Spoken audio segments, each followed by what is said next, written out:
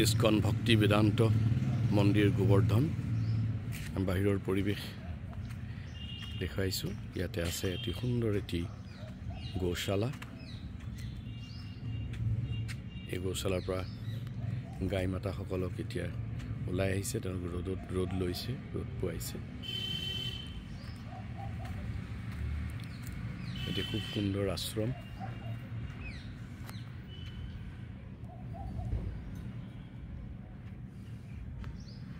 গোবৰ্ধন পাহাৰৰ গিৰিৰাজৰ পৰিক্ৰমাৰ এইটো সৰু পৰিক্ৰমা। এই সৰু পৰিক্ৰমাৰ একেবাৰে দাঁতিতে আছে এই মন্দিৰ। এই মন্দিৰত আমি প্ৰাংগণ আপোনালোকক দেখাব চাইছোঁ। এইটো হৈছে আমাৰ মন্দিৰ। ইতিমধ্যে আগৰ ভিডিঅ'ত মন্দিৰৰ ভিতৰৰ অংশ দেখুওৱা হৈছে।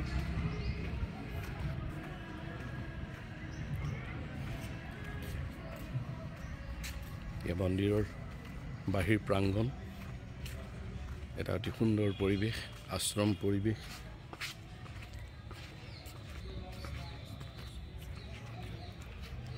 এই আশ্ৰম পৰিৱেশত আমি মন্দিৰ পৰিক্ৰমা কৰিছোঁ। গোবৰ্ধন পাহাৰৰ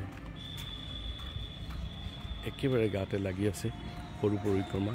এয়া গোবৰ্ধন পাহাৰ, অনতি দূৰত এয়া গোবৰ্ধন পাহাৰ, গিৰিৰাজ গোবৰ্ধন আৰু গোবৰ্ধনৰ লগতে লাগি আছে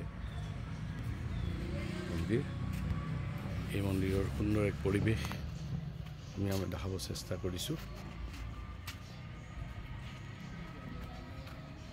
বিভিন্ন ধৰণৰ গছ লতিকাৰে ভৰা এটি আশ্ৰম পৰিৱেশত ইস্কন ভক্তি বেদান্ত মন্দিৰ বিৰাজ কৰিছে।